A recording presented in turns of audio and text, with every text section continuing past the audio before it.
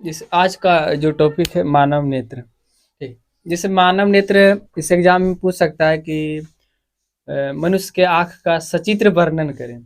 जिसे सचित्र वर्णन करें, तो सचित्र वर्णन करें अगर आ जाएगा तो सबसे पहले क्या करेंगे? चित्र पारेंगे। समझा? तो देखो, चित्र पार की उसके बाद जो स्ट्रक्चर होता है वो लिखेंगे। जिसे चित्र पार देंगे उसके बाद जो स्ट्रक्चर होता है वो लिखेंगे। अब जिसे यहाँ पर ध्यान देना है कि जो सबसे बाहरी परत है, तो इसके अंदर वाला भाग को क्या कहते हैं? श्वेत पटल कहते हैं। जिसे अंदर वाला भाग को क्या कहते हैं? श्वेत पटल। और सबसे बाहरी सफेद मोटे अपारदर्शी चमड़े की होती है, जिसे हम लोग क्या कहते हैं? श्वेत पटल कहते हैं। सबसे बाहरी परत सफेद मोटे अपारदर्शी चमड़े की होती है, जिसे श्वेत पटल या स्क्लेरोटिक कहते हैं। जिस एग्जाम में पूछ सकता है कि श्वेत पटल का दूसरा नाम क्या है, तो स्क्लेरोटिक है। फिर श्वेत पटल के बाद उसके बाद आता है कोरायड। कोरायड जो होता है श्वेत पटल के गहरे भूरे रंग की परत होती है। श्वेत पटल का जो गहरा भूरे रंग की परत होता है उसको हम लोग क्या कहते हैं? कोराइड कहते हैं। क्या कहते हैं? कोराइड। फिर कोराइड के बाद आता है रेटिना। रेटिना या दृष्टि पटल। तो नेत्र गोलक के सबसे भीतरी, नेत्र गोलक जो है ना, सबसे भीतरी सतह भीतरी सूक्ष्मग्राही परत को दृष्टि पटल कहते हैं। मैंने नेत्र गोलक के सबसे भीतरी सूक्ष्मग्राही परत को क्या कहते हैं? दृष्टि पटल कहते हैं। और इसी से क्या करता है? संवेदना उत्पन्न करती है और दृक तंत्रिका द्वारा मस्तिष्क तक पहुंचती है। इसका काम कौन कौन करता है? प्रकाश स्नायु। और ये वाले भाग को क्या कहते हैं?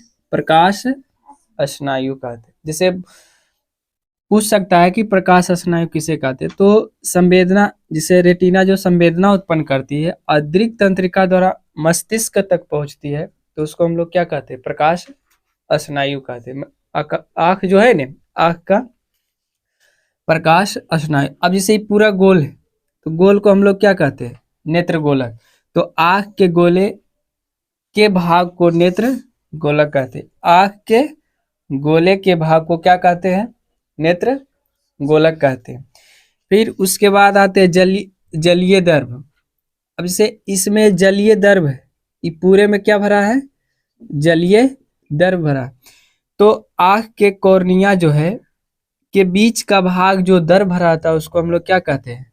जलीय दर्भ कहते हैं। मतलब कॉर्निया या नेत्र लेंस के बीच का भाग, नेत्र लेंस जो है ना, ये दोनों के बीच के भाग, कॉर्निया और नेत्र लेंस के बीच के भाग में जो दर्भ भरा होता है उसको हम लोग क्या कहते हैं?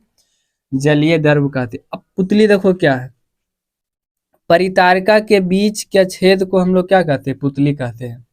परितारिका के दोनों के बीच के छेद को क्या कहते हैं? पुतली कहते हैं। अब प्रकाश के परिमाण को नियंत्रित करता है। प्रकाश, जब सूर्य के प्रकाश आंख पर पड़ता है तो उसको नियंत्रित करता है। उन्हें थोड़ा थोड़ा प्रकाश जाने अंदर देता है, पूरा प्रकाश जैसे नहीं जाने देता है।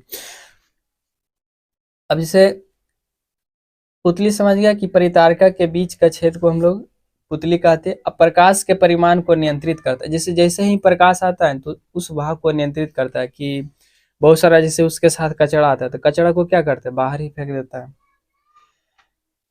फिर कॉर्निया, आंख के अगला भाग कुछ उभरा हुआ, जैसे आंख का अगला भाग जो कुछ उभरा हुआ रहता है ना, उसको हम लोग क्या कहते हैं? कॉर्निया कहते हैं। फिर देखो सिलियरी पेशियां। सिलियरी पेशियां आंख के पीछे वाली परत को, जैसे आंख के सबसे पीछे वाली परत को क्या कहते हैं?